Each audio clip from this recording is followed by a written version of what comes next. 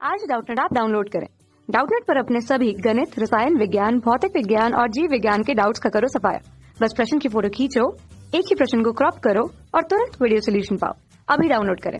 नमस्कार दोस्तों, हमसे पूछा गया हाइड्रोजन परमाणु की आयनीकरण ऊर्जा 13.6 इलेक्ट्रॉन वोल्ट है। हाइड्रोजन परमाणु पर एक फोटोन जो प्रारंभ में मूल अवस्था में था वह n बराबर 4 अवस्था में कूदता है। फोटोन के तरंग दैर्ध्य की गणना करनी है हमें। तो देखो यहाँ पर क्या था कि मूल अवस्था की बात कर, आयनीकरण ऊर्जा की बात कर रहा है।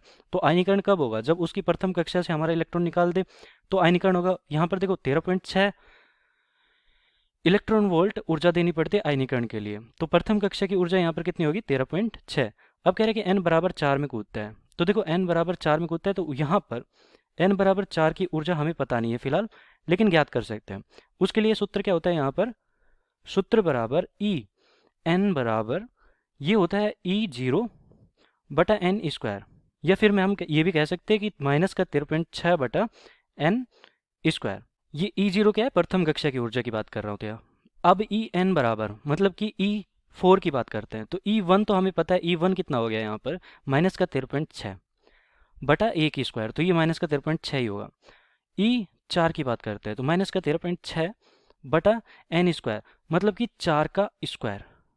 तो ये हो गया 4 चौक 16 माइनस का 13.6। तो भाग दिया तो हमारा कितना आएगा ये मान? माइनस का 0.85 और ये आएगा इलेक्ट्रॉन वोल्ट में। तो देखो यहाँ की भी ऊर्जा मिल गई मुझे, माइनस का 0.85 इलेक्ट्रॉन वोल्ट, और यहाँ की ऊर्जा हमारी कितनी है? माइनस का 13.6 इलेक्ट्रॉन वोल्ट। तो ये दो ऊर्जाएं होगी हमारे पास। तो हमारा फोटोन यहाँ पर क्या रहता है? प्रथम अवस्था मूल अवस्था से n बराबर अवस्था में n बराबर 4 अवस्था में कूदता है। तो यहाँ पर क्या हो गया कि इनका ऊर्जा इस तरह यहाँ पर कितना हो गया कि इसको माइनस 13.6 देना पड़ता अगर हम आयनीकृत कर रहे हैं। तो प्रथम कक्षा की हमें पता चल गई ऊर्जा कितनी है।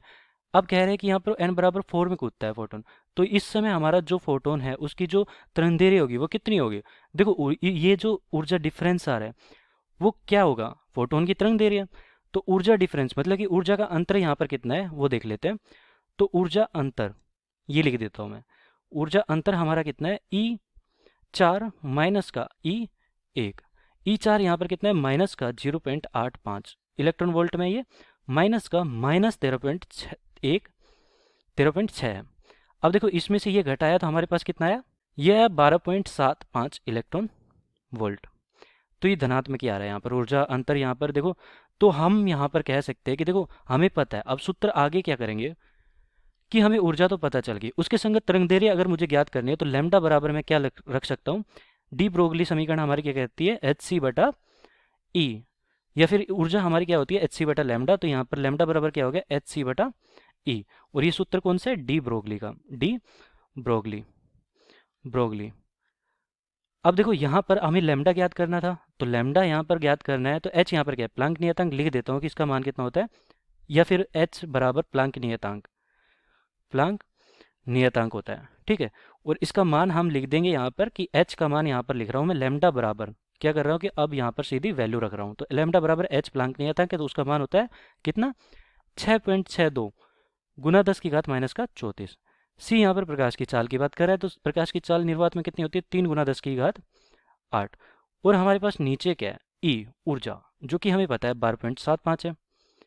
लेकिन देखो ये 12.75 है, ये इलेक्ट्रॉन वोल्ट में है। अब इसको क्या करना है कि हमें इस ऊर्जा को क्या करना है? जूल में परिवर्तित करना है। तो जूल हमारा कितना होता है? 1 इलेक्ट्रॉन वोल्ट बराबर 1.6 गुना 10 की घात माइनस का 19। तो इससे गुना कर दिया तो हमारा ये जूल में परिवर्तित हो गया। अब हमारे पास लैम्डा बराबर कितना निकल के आता है? इसको हल करते हैं। तो देखो यहाँ से 10 की घात माइनस का 19 है ऊपर गया, 10 की घात माइनस का 34 यहाँ पर है, तो 10 की घात माइनस का 15 बचा। 10 की घात माइनस का 15 और प्लस का 8 यहाँ पर है, तो 10 की घात माइनस का 7 बचा।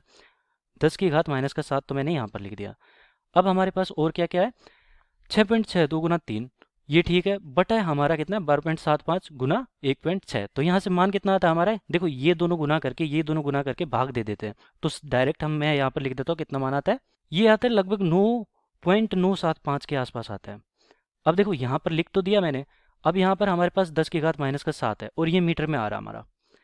अब मैं क्या करता हूँ कि इस मीटर को एंगस्ट्रॉम में बदल देता हूँ, तो ये 10 की घात माइनस का 10 लिख देता हूँ इसे मैं। लेकिन यहाँ से 10 की घात माइनस का 10 लिखा है, तो 10 की घात माइनस का 3 इसे यहाँ से निकाल लिया मैंने। मतलब यहाँ पर क्या हुआ कि मैं 975 लिख सकता हूँ। ठीक है, 10 की घात माइनस का 3 इसे दे दिया था ना मैंने, तो यहाँ पर 10 की घात माइनस का 10 हो गया और ये मीटर में है अभी भी। लेकिन अब मैंने क्या किया कि ये 10 की घात माइनस का 10 और मीटर, इसको क्या लिख सकता हूँ, एंगस्ट्रॉन्ग लिख सकता हूँ। एंगस्ट्रॉन्ग 1 एंगस्ट्रॉन्ग के बराबर होता है और ये हो गया 975। तो ये हमारा आ गया लैम्डा का मान कि इसके संगत कितनी तरंग दे रही होगी, 975 एंगस्ट्रॉन्ग। तो ये हमारा उत्तर हो गया यहाँ पर 975 एंगस्ट्रॉन्ग, ये हमारा अंतिम उत्तर होगा। धन्यवाद। कक्षा 6 से 12वीं से लेकर नीट, IIT, JEE वो एडवांस के लेवल तक 1 करोड़ से ज्यादा छात्रों का भरोसा। आज ही डाउनलोड करें डाउटनेट ऐप या व्हाट्सएप करें अपने सारे डाउट्स 8400 400 400 पर।